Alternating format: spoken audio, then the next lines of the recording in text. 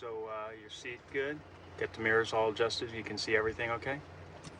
Just stay off the freeways, all right? I don't want you going out on those yet. Just leave your phone in your purse. I don't want you texting. Okay? Daddy, okay. Okay. There you go. Be careful. Thanks, Dad. Call me, but not while you're driving. We knew this day was coming. That's why we bought a Subaru.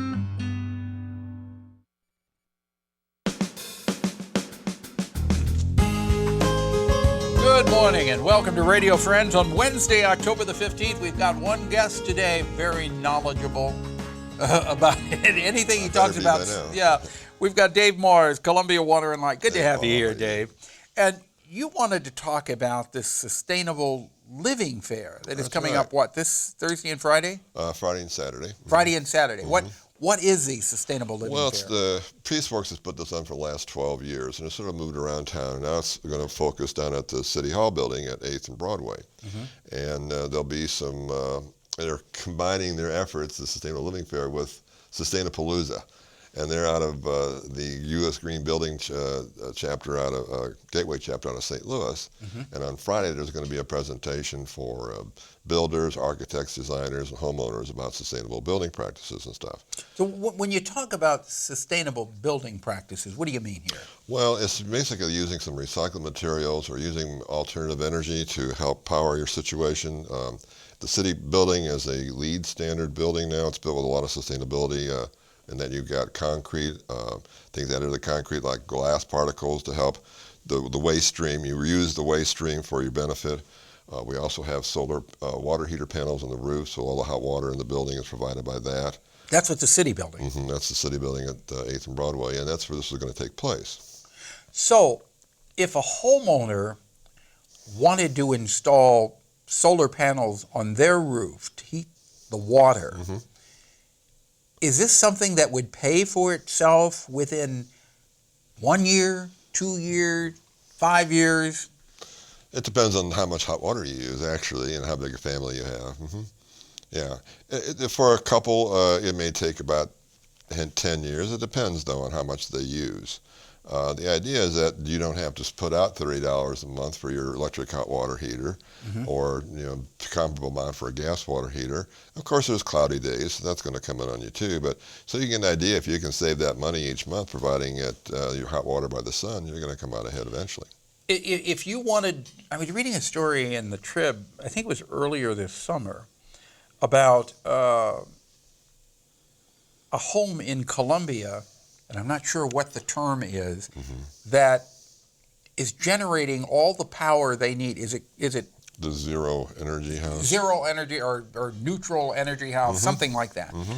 And then whenever they're actually generating more power than the house is using, they are feeding this back to the electric company. Correct. Mm-hmm. Yeah, we have some households that are existing. This is a new home that you're talking about that's built with sustainable practices. I think so. In terms of the insulation is really, super. Everything's done right because the house can be built from the ground up. When you have an existing house, it's a little more difficult to get these, involved. But we have some houses that, as you say, are generating enough electricity because now they have gotten more energy efficient appliances. They don't use a lot of energy. They may heat with a little bit of wood, as for an alternative. Mm-hmm. But they are generating enough electricity to match what they would use in a year. But how big of an investment is that with solar panels to generate enough power to feed it back to the electric company and using everything that you need? Well, there are plenty of vendors around that are selling the panels, and you can look, in the yellow pages, or just type in solar power, Columbia, Missouri, on your search engine, and you'll find these companies, and they can pretty well deal that information to you. The businesses are putting them in because they have huge flat roofs that are basically being wasted. Mm-hmm. The sunlight hits them, they got air conditioning to take care of it. You can actually shade your roof with solar panels, kind of lower your air conditioning costs, and then also generate electricity off of them. And you don't have to be really big. You don't have a big array to make a dent into your bill, your electric bill. But it's mostly having the site, not having any shade on your window. So you will be covering, all of this will be covered during the Sustainable Living Fair? Right. And then on that Friday, there'll be a conference. And if they want information, I don't know if you got time to put up a website. What is it? But it's STOLWYK at SOA-INC.com. Okay, give it to us again. STOLWYK at SOA-Inc.com. That's right. And what will that do at that website? Well, that'll get you registered for the Friday event, which is for engineers, et cetera, homeowners, and going to deal with sustainable practices and maintenance, et cetera. Well, can you just call the city to register? Or you call Peaceworks to find out more information on that. Okay, so you can call Peaceworks and you can register. And then on Saturday, there's going to be booths outside. There'll be panel dealers, people you can access directly. There'll be some solar tours. That house is probably on tour, as well as other presentations throughout that day on Saturday.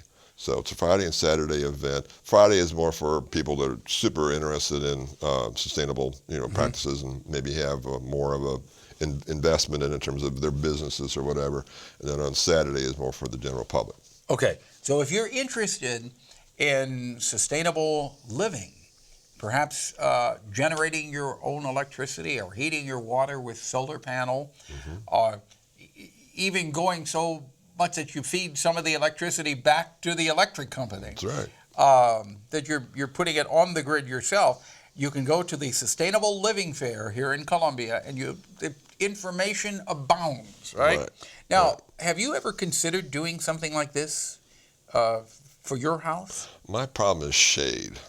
I have too many beautiful trees, and I don't have enough sunlight. I do have a sunroom out in front of my house, so I generate about 20% of my heating in the wintertime off my sunroom, plus it grows all sorts of plants and stuff, that are enjoyable. Produce a little oxygen, if you like. Right. But as far as the solar panels, you need to have sun how many hours of the day? Well, there's actually people who are putting panels on the west side of the roof, even though they're not getting any morning sun on it, but they're generating a pretty good amount just because, the afternoon sun here is pretty intense. And again, you have that thing where you're shading your roof, so you do have a little air conditioning component on it too. But in that one instance, the panels are really low cost, and they just wanted to go ahead and do it because they had it. But there are other people my orientation is the same way. My roof goes, it faces east and west, not south as you'd like it to be. But come to the Sustainable Living Fair and get their questions answered. And it's free of charge, right? Yeah, free of charge. This coming Friday and Saturday. That's right. In Columbia. Dave Morris, thank you so much. And if you want more information, you can go to gocolumbiamo.com. Yeah. And it'll be on there. Yeah. Okay. Well, we're out of time for today. Tomorrow we've got music from Maples Rep Theater. The Bingo Ladies are going to be here, and they're going to sing for us. Our program directed by Travis McMillen, Reynolds Journalism Institute. Audio is Pat Akers from KBIA. Our floor director is Brendan McDermott. Did I get it right, Brendan? Brendan McDermott. Okay, not off. Done. And our assistant producer and guest coordinator, Uncle James Mauser. We'll see you tomorrow. Bye-bye.